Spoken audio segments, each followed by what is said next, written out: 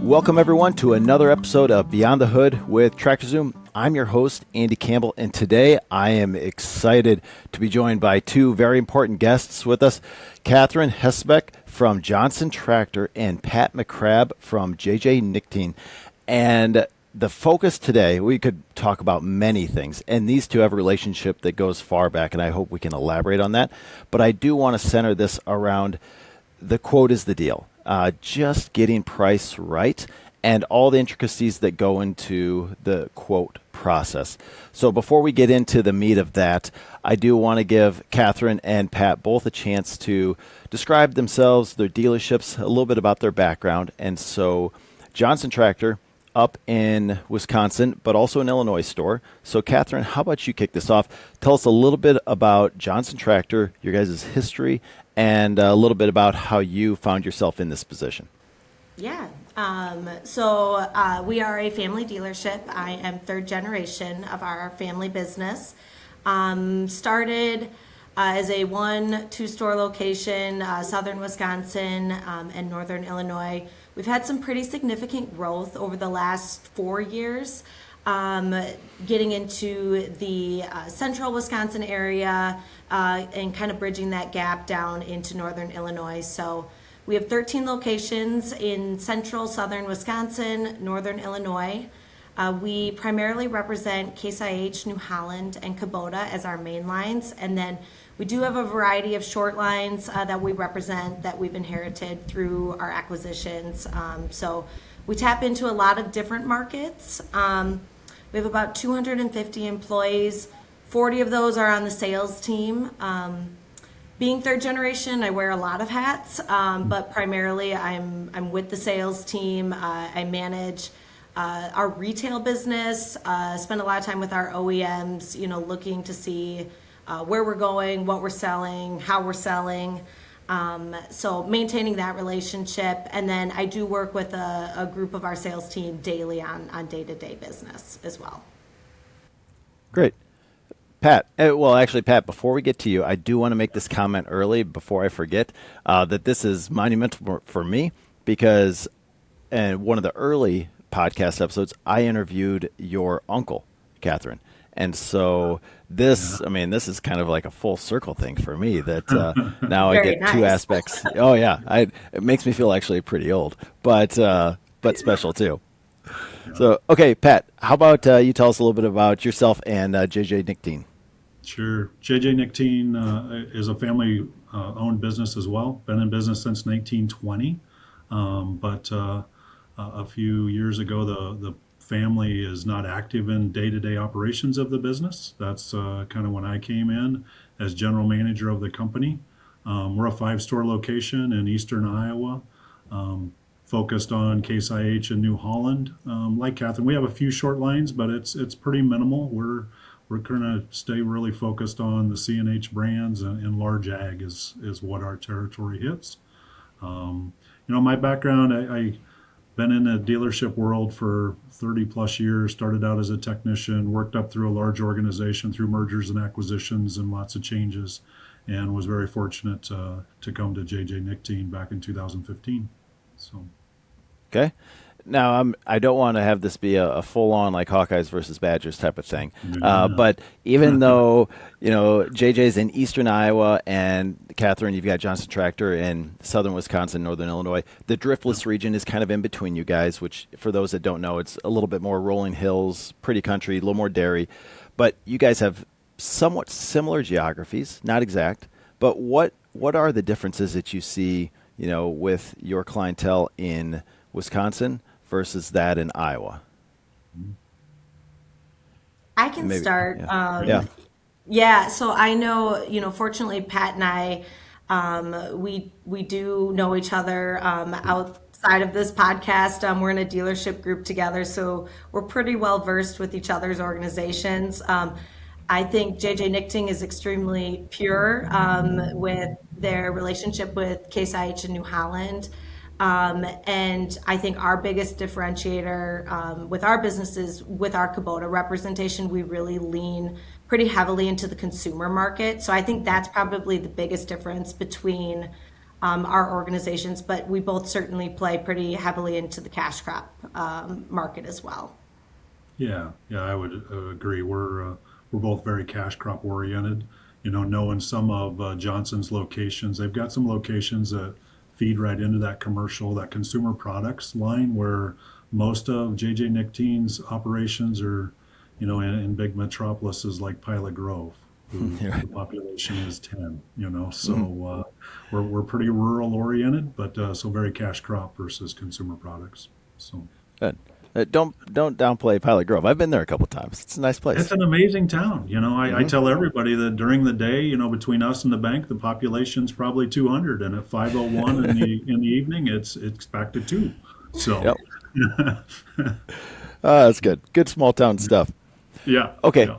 Now that we've laid a little bit of the groundwork, I do want to get to the meat and potatoes here and actually talk about quoting because we'll have conversations with a lot of different dealers and some fully realize and recognize quoting is key. It needs to start there. And then we'll have other conversations where people just might not have the same opinion or might not have the awareness of why is it so important. And Catherine, maybe we'll start with you on just how big of a role do you think quoting does play in winning a deal, and then how much time do you spend on that quote, and how much does it help move a deal forward? Yeah, so that's a big question that you can go a lot of directions. For us, when we're working with farmers, we feel that the verbal communication is very important in having that relationship and in relaying, what our trade differences and explaining the quote. But I think for us, the quote itself really cements the deal. And so it outlines the parameters that we've defined. And the goal is to really leave no questions on the table, and just to really streamline what we're trying to present, and have a concrete, backup to what we're already verbally communicating. So that's probably my first, gut response to that question. Certainly quoting takes time, and a lot of our team likes to bypass that process, but structuring the deal and making sure that we know exactly we're accurate on our dealer costing and how we're presenting that to the customers is critical for us. Similar, Andy, and Catherine brings up a comment that, the salesmen love to skip the quote process if allowed, and what we've found is if they skip the quote process, the basic deal in the beginning may be good with the customer may be good because of that verbal communication. It's when it gets handed off to the shop, the parts department, the accounting department, that things start to fall apart because the quote wasn't done correctly in the front side. So, we tell them all, yeah, it may take a little extra time to do a quote up front. It'll save a ton of time on the backside of answering questions and confusion and delivering equipment that wasn't as promised. That's what we see a lot of times is, service didn't know they were supposed to add an attachment or something because it wasn't in the quote correctly. So quotes are really important. The equipment's, it's so more complicated today, more options than we've ever had in the past. It's not like we're quoting 1086s anymore, that a 1086 was a 1086, a Magnum is not a Magnum. There's just a lot of different codes. So if those quotes aren't done up front, there can be a lot of awkward conversations in the backside. Okay. And I'm going to get to a little bit later on how we speed that up. But Catherine, do you have something to add to that? Yeah, I was just gonna say that, we're in the environment now, like with our quoting and using the Anvil Pro system, that it really is it's a requirement to identify a sale. But I guess our focus a lot of times is, instead of it being a reactionary tool or after the sale is made, to really start pushing that timeline up when those conversations, the initial conversations start, that we're using the quoting tool along the sales process or throughout the sales process versus just at the end when we identify a sale. Yeah. Yeah. Same for us, because we really push back, especially across multi-locations. Everybody's looking at the same inventory, and amazingly enough, they all want to sell the same tractor. So if they don't start that quote, they don't know what their, the other sales staff's doing, or that that's where it's at in the deal, and they may be wasting a lot of time. So I think getting that quote started up front internally is super important. I was surprised. I just came back from the Dealership Mind Summit out in Illinois this year, and I was in a roundtable group where the question was asked, how many dealerships are quoting within their CRM? Yeah. And it was zero in the group that Yeah. I was in. And then you start to understand why there's a lot of this confusion Yeah. and miscommunication. Yeah. And, what I've even seen in the past, we were guilty of it before we had a strong system. You end up being your worst competition. Your locations are competing against each other, or salesmen are competing against each other, because it's just not documented. You don't know where everybody's at, and it's, the process isn't there. Huh. So flipping to the other side of the table then, have customer expectations changed around quoting? Are they wanting them faster, more detailed, or polished, or is it simply from our side? I think it's both. Internally, we certainly want to know what's going on, but I think we have to remember from the customer side, very rarely anymore is one person making that buying decision. And you may have one person as the primary communicator, but there's always another party behind the scenes that is helping, whether that is a spouse, a child, a parent, a sibling, the hired hand. There's a lot of people behind the scenes that are helping make that decision. So having a quote that documents and really like cements the details of the deal, you're able to eliminate a lot of the telephone game and losing details, through translation from one party to another. I mean, it's natural to forget things, and so I think that having that quote is critical from the customer's perspective, really, because they're able to take it home, round table it, and have really all their answers right in front of them without the salesperson necessarily having to be in person with the entire group. Yeah, I agree. I think that's, so much more important than it has in the past, and for both parties, customer and us, so we all know where we're at. And it's just back to, the equipment's more complicated, the deals are more complicated, lots of eyes on it. We have a common phrase around here: you want to communicate with duct tape on your mouth. Give them enough information, they don't have to call you. If they're calling you constantly, you didn't do your quote correctly. So. Huh, good point. And just to put a bow on what you're saying, a lot of this sounds like the cornerstone of a good relationship, of building a good relationship. I mean, clear expectations, clear communication up front, knowing just what's expected. Absolutely. Yeah. So now, Pat, you had mentioned about the way it had used to be. And so you're on a different system for a long stretch. Yeah. Take us back a little bit. What did quoting look like then?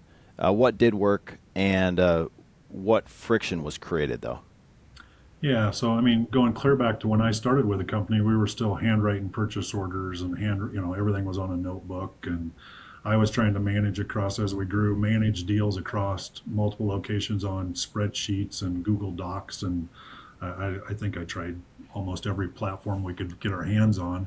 And then we finally went to another quoting system. It was a good quoting system. The problem we had is where we started with it, 5 or 6 years ago, when we ended here recently, it was the same system. It didn't grow with us. It was strictly a quoting system. It didn't have a CRM that was easy to use. So we couldn't really track that customer information. And it definitely didn't help us between departments. It strictly was a quoting tool to give a pretty quote to a customer, but as far as communicating to the service department, the parts departments, accounting, it lacked a lot in that, and it was cumbersome to use. So. Okay. So from a different perspective, though, Catherine, you guys work to build your own quoting setup on Salesforce.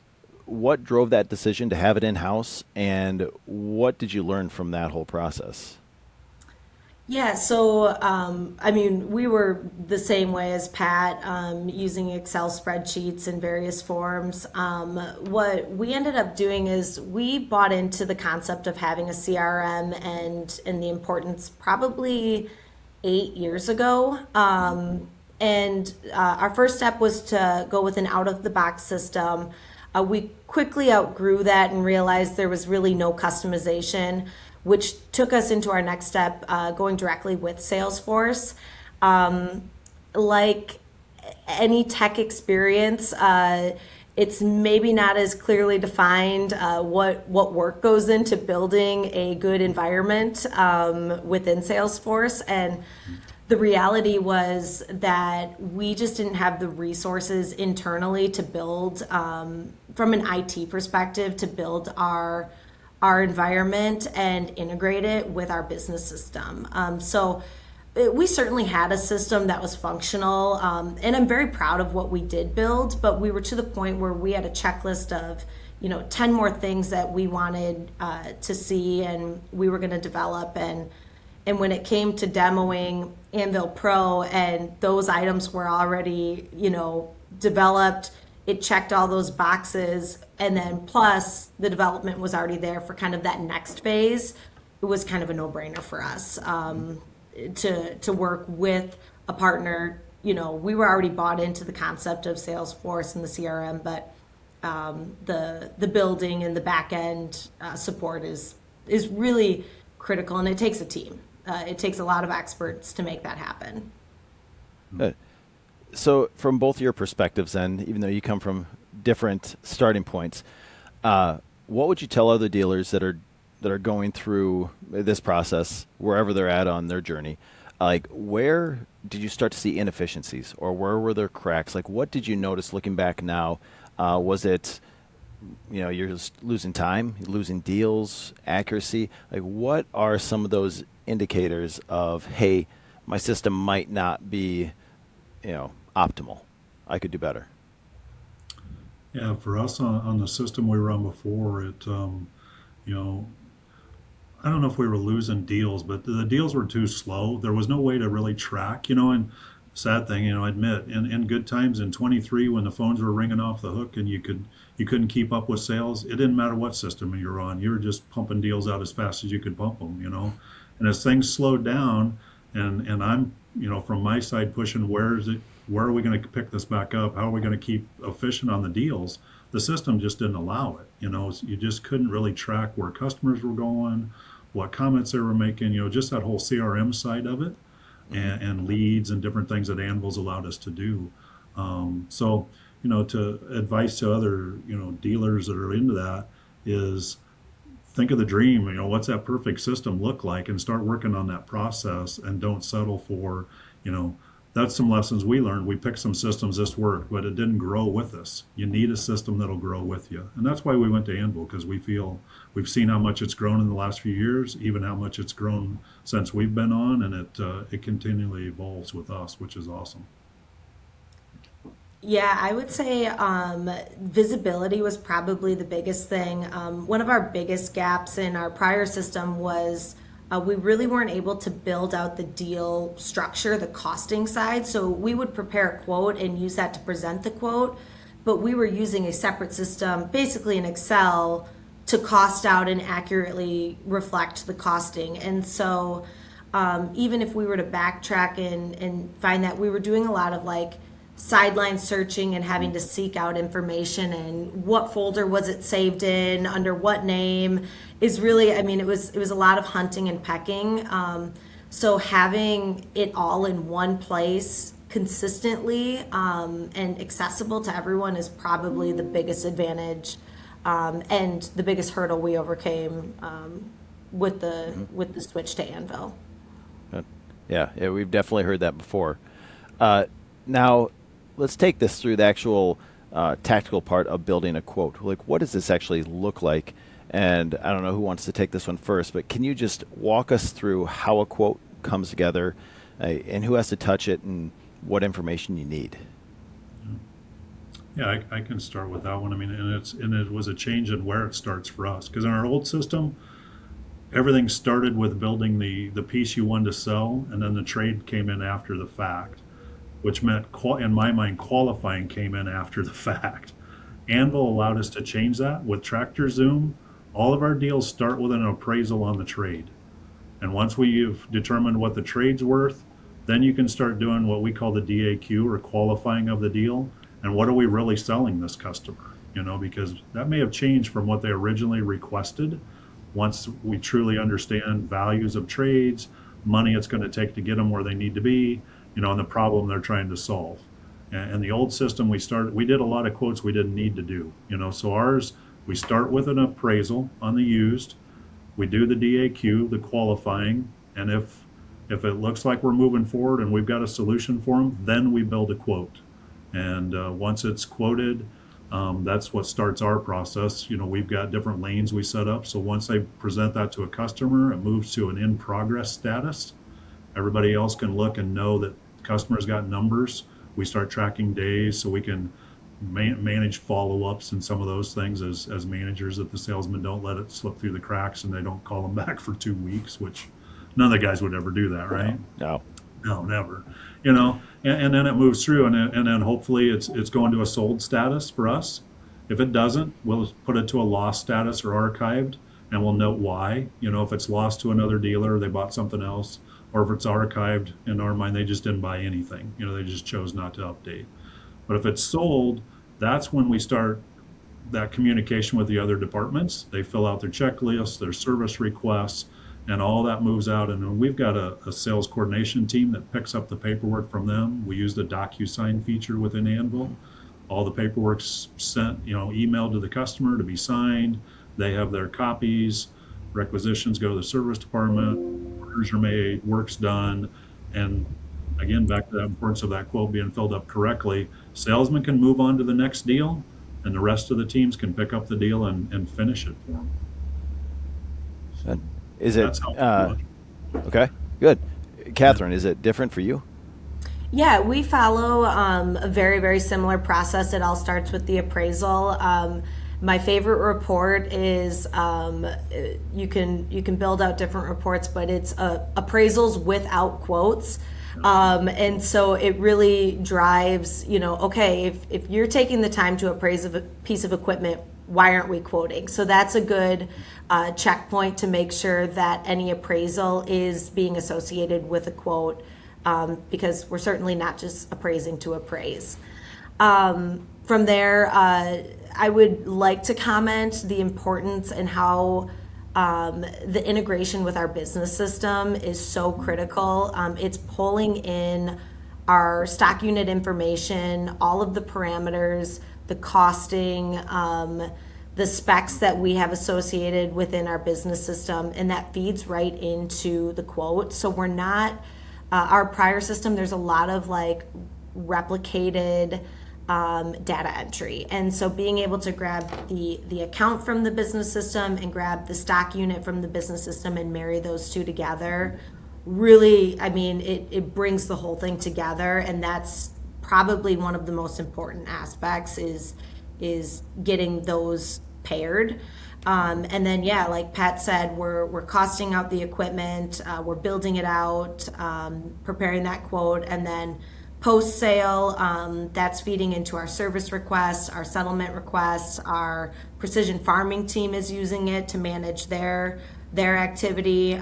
So it really is bringing in a lot of our other departments post-sale as well. Yeah, Catherine brings up a good point on the costing side. The other thing Anvil's allowed us to do is we build a lot of service jobs. We use a service job feature. So when they're making that deal, if it needs a PDI or it needs an orientation, we have that all predetermined in the system. So it's just a quick check for the salesman to go click it off, And in the past, those were the things always got forgot. You'd get the deal after the fact, guys, we're not going to build it. We're not putting it together. We're not paying to deliver it. All those things the salesmen are just trying to get the deal closed. And, so Anvil allowed it to make a simple check mark for them, and they just check it off, and it adds to the costing, and it's made it a lot more accurate for us. Mm-hmm. Yeah, those one-click buttons, service requests or trucking requests, those are simple but nice. Yeah, important. Yeah. Good. Okay, so let's talk about now that the quote is actually delivered. And Catherine, you're doing this across 13 stores. You've got a big team. How challenging was it for you to be consistent on the quote? In appearance, in price, in all aspects. And why was that? Why was it a challenge? But why is consistency also important? I think consistency for us really is one of our goals is to brand our dealership and brand the Johnson tractor. We represent a lot of different brands that can get lost in the shuffle, and there's a lot of the brands offer their own quoting system, so bringing it into a consistent Johnson tractor quote was key. This did force our hand to set processes and establish consistency.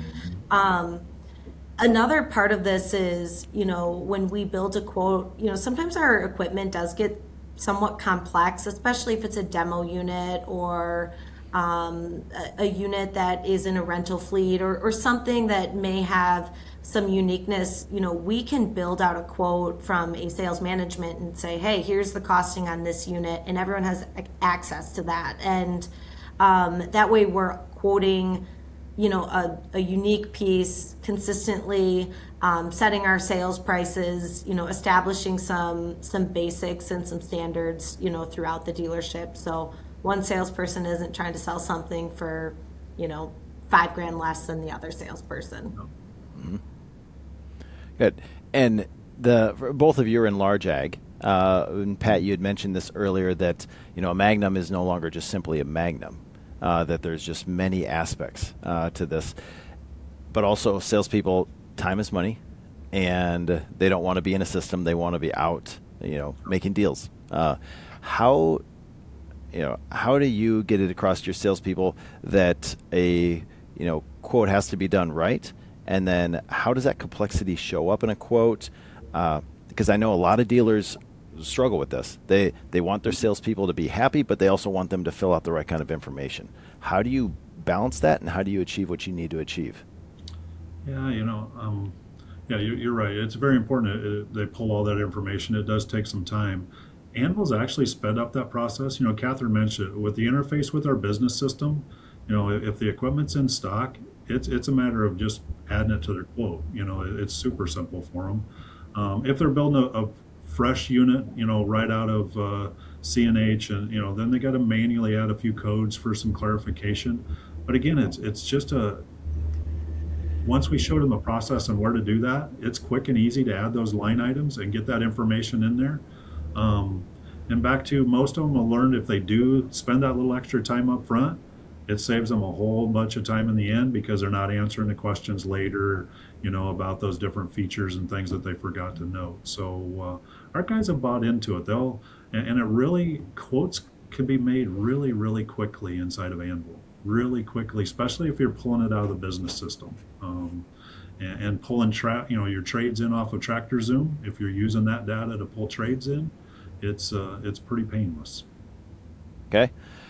So I want to press on this one, just some of the things that I hear a little bit. And Catherine, I'm going to start with you on this, that whether you're talking just the quoting aspect or larger CRM, the dealership Mind Summit is just at.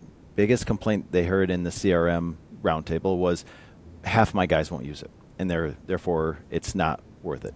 Like, how did you encourage your team to use this new quoting process and then the CRM at large? Well, there's a carrot and there's a stick, of course.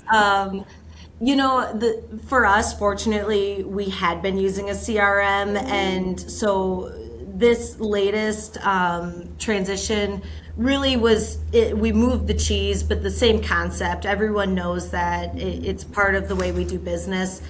Step one is we do require any sales notification. If you want something to be sold, it has to get identified within our CRM. So that's kind of the stick.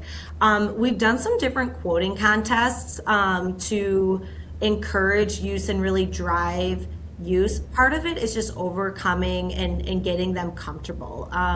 When they get confused of where things are at or how to process or how to get a quote printed, practice makes perfect. And so I think we did a March Madness quoting contest last year, and it was a bracket style, really fun way, and it was just based off of number of quotes. And so that really drove the team that they had to use it, really had to practice with it.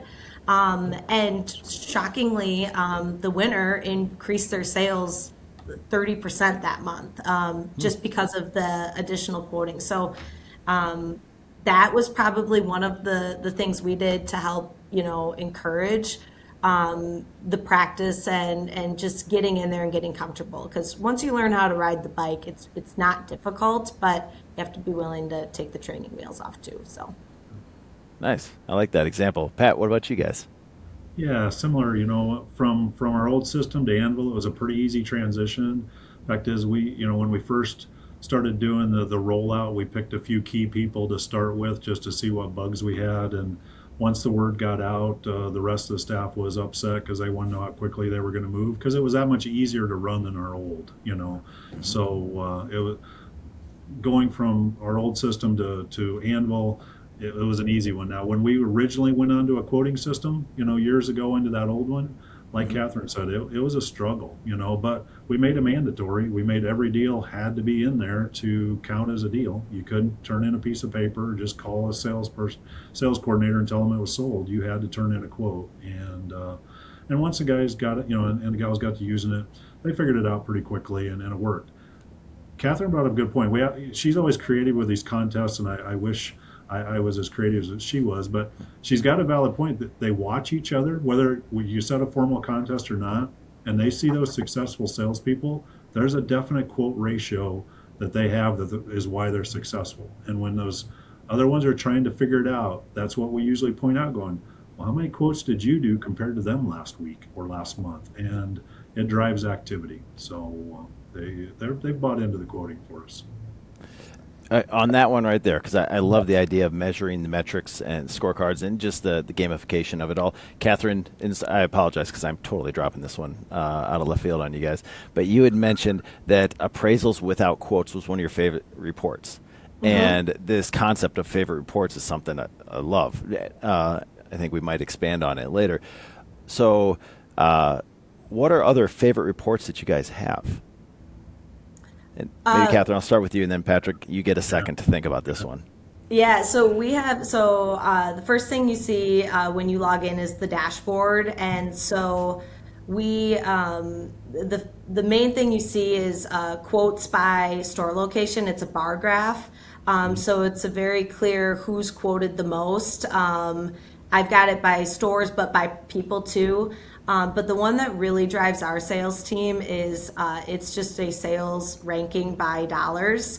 And they compete with each other daily, weekly, monthly. They constantly know what number they are and who they're trying to beat. Usually there's an internal rift between one or two of our sales team people. So yeah, that sales volume, and it's a year-to-date number, and they just like to see the shift and fluctuation of that report. Fantastic. Yeah, similar to, Catherine, we run some of the same dashboards. We even built some that auto send emails every morning, and we have one for new quotes yesterday. Well, you want to get a hard time from your, the person in the office next to you is don't be on that list, and they're going, what'd you do yesterday? Are you off for the day? Or, they have a little fun with it, and then we've even taken it to where we're building some, what we call campaigns inside of Anvil and reporting off of that, trying to drive leads right to the salesman and following up. The reporting side of Anvil is, coming out of our old system and into it. And once I learned how to write reports in there, that system's amazing. To the point that I had to kind of go, knock it off. You're getting too many, let's get down to the important ones. But there's some great reporting out of there that can help you drive your daily and weekly activities. And it's nice too because, Pat and I were just at a group meeting a couple weeks ago, and we were comparing notes, and, we can lean on each other to learn new things. And, I learned about being able to subscribe and get these auto emails. So every morning, all of our sales managers now get reports sent directly to their email at 5 a.m. So the first thing they do is they can see activity for the week kind of right in front of them. And so it's nice that the tool can not only, you can seek out the information, but you can also push it on people too, which is, a daily checkpoint or a daily reminder. So it's nice that we can lean on each other to learn new skills and different ways to use the system. Yeah, and Catherine brings a good point. That subscribing to reports, the information's always been there, and I've got just like Catherine, we've got fabulous teams that work with us, but they're also busy, and if they have to go look for it, they don't do it. If it pops in their inbox and they can scan it in a quick email, they'll pay attention to it. I became a believer in it because I've got some great managers, and I just was struggling with getting them to understand the information there. And when you pushed on them, they'd go look it up and they'd report back. As soon as I started doing the subscriptions and getting them to hit an email every day or every week, depending on the report, that's when I started getting consistent feedback and help from them. So, Absolutely. Nice. yeah. Okay, so let's project this outward then, and let's provide a little bit of advice to others in the industry that might not be where you guys are yet. They might have the awareness that their quoting is not optimal, or their CRM system it's not optimal, but it's working. What would you tell them that the old way, or the quote unquote not optimal way, what is it really costing them? Because they might not know anything different than what they've seen in the past. Yeah, I mean, for us, as you go from that single location to starting adding locations, adding, complex territories, or adding lines of equipment, you lose margins. Back to, Catherine mentioned it several times, the costing structures. And if you're doing all that manually and it's not in a central place, you're going to be your biggest competition, is going to be within your four walls versus, increasing those margins. And I think you struggle getting on all the deals when you don't have that solid CRM across the whole company again. Most of your salesmen have their version of a CRM in a notebook in their pocket, and some of them are great with that. But many of them are seeing the same customer that their neighboring salesman in your dealership is seeing as well, and starting to figure out who they really belong to, who's managing those accounts. I think super important. I would echo everything Pat says. And visibility, a lot of times we think about CRMs and visibility being a little big brother for management only, but the visibility for the salesperson is just as critical. Being able to quickly go back and look at a prior quote, or look to see what activity is on a piece of equipment, or heaven forbid, a customer is shopping your own organization. Goes to one store and then goes 30 miles down the road and tries to get the same quote. And so I think the visibility for the salesperson and being able to quickly either go back or quickly put together a quote and not have to reach out into multiple different spots is huge. Yeah. Catherine brings a good point too. It needs to be the salesman's tool. If you're putting a CRM in to manage your sales staff, in my mind, and I've seen dealers do it, you quickly turn it into a weapon, and your salesmen will fight it. They'll fight it hard, because you're just using it as big brother to keep them online. Or if you take it and it's a tool for them, it's information for them, it makes their job easier, you'll get what you want, but it's them using it. And I've had some managers that I've had to pull them back a little bit and go, you're headed down the wrong path. You're forcing some things I don't want you to force. Get your people to understand why they should do it. And just keeping that communication in there. We don't go to where you have to have 10 quotes a day or so many calls a day. The minute you start putting those in, it becomes that weapon, and that's when we've seen the pushback. Yeah, I've never actually heard it phrased that way before, but I like it. The tool versus the weapon. It's easy to conceptualize and understand there. Yeah. The salesmen do a good job with it. Good. Okay. So real quick snippet here. I do want to ask you guys if provide a little bit of advice. In a sentence, roughly, for a dealer that's about to overhaul how they quote, what is one piece of advice that you would give them? And Catherine, we can start up with you. Rip the Band-Aid off. You've got to start somewhere. Technology is continuously advancing. Even where we're at today, I'm already excited for, what the next rollout features are going to be. But really, if you sit back and wait for something to fall in your lap, it won't be perfect. The beauty is you get to develop and fine tune and make the system work with your organization. The way Nichtings uses Anvil Pro, it's the same product, same environment. We use the tool totally differently. It's completely tailored to your dealership and what works for you. But if you're thinking about it, you've got to jump, you've got to rip that Band-Aid off, you got to start somewhere, otherwise you'll go nowhere. Yeah, I agree. And we took it another step further. We dreamed what we wanted. What should it look like in the end? And I like flow charts and all that. We flow charted out the whole sales process and where we thought we could gain, consistency, gain efficiency. And then when we got into Anvil, then we started, okay, how can we make the system do what we need it to do? And again, to Catherine's point, it always amazes me when her and I happen to catch up with each other and sit down and go through the system, how she's using it differently than I am. And I learn a lot from Catherine. I hope she catches a few things from us once in a while. But it's cool that the system's that customizable and that can that be different. So to the point is dream what you really want and then put that dream together. Okay, good.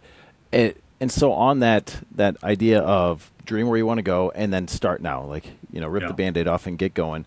All that is on this continuum of growth and moving forward, which obviously there's a lot of, scary aspects to that, right? That's the reason why people don't do the jump initially. Yeah. But what has been an unexpected surprise that's come along with your guys' journey and the growth that your dealerships have had? And maybe, Catherine, we can start with you again.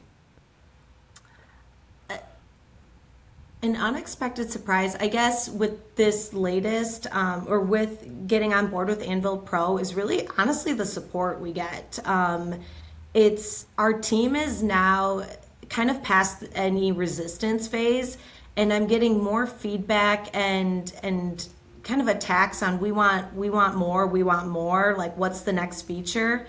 And so every time I get that, we feed it back to our support team at TractorZoom.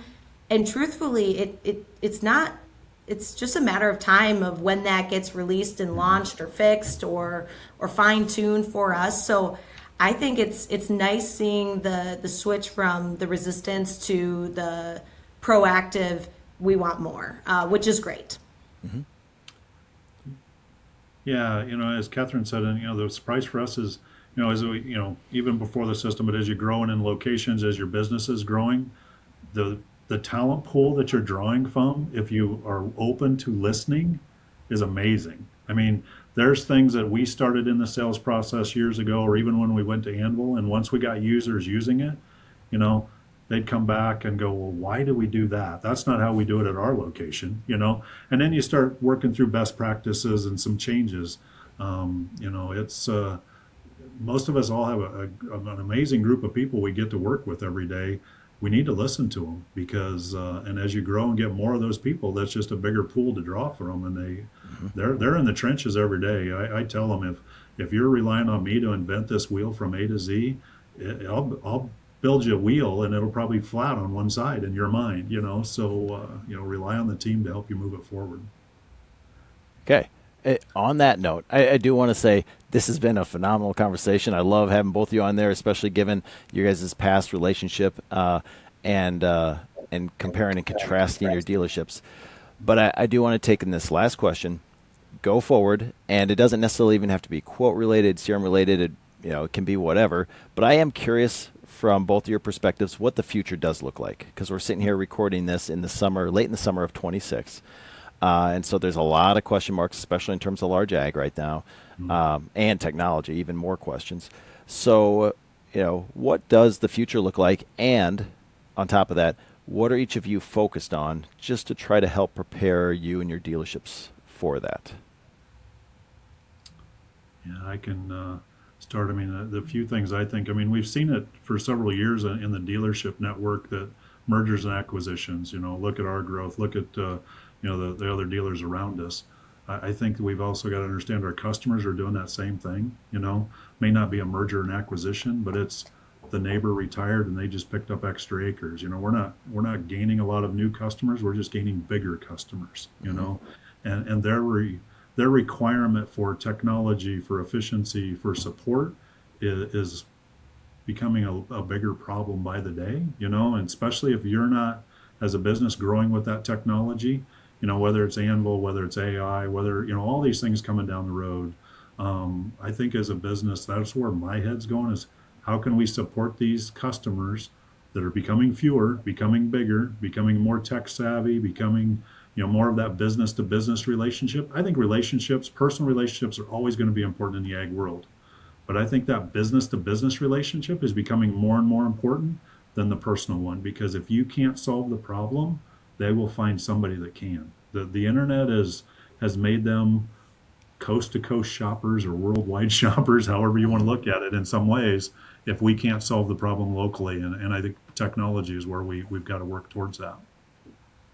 Yeah, and just adding to that, we use a lot of different systems, where we have our own business system, we have our CRM, our OEMs have systems, and the technology, the precision farming, seeing how this will all kind of continuously feed in together and try to simplify this for not only us as a dealer, but doing business with our customers, and really how we're working with our OEMs is, I'm optimistic, but it's important to remember that every OEM wants their share of wallet as well, and so trying to manage those relationships along the way while still, bringing it together from a dealership perspective is challenging. It's exciting, but it's something that we've got to be thinking about and try to be a couple steps ahead. So we're prepared for that too. Fantastic. And that is a great way to wrap this up, being prepared for the future. Catherine, Pat, thank you so much for joining me on Beyond the Hood. And to all of our guests listening out there, thank you for joining us. If you haven't yet, you can subscribe to Beyond the Hood on any of your podcasting channels. Make sure you do so. You can check out the future episodes that we have, as well as all the past ones. And again, one last time, Pat, Catherine, thank you so much for joining me. This has been fantastic. Thanks, Andy. Yeah, thanks for having us. Yeah. Take care, everybody, and I will see you next time.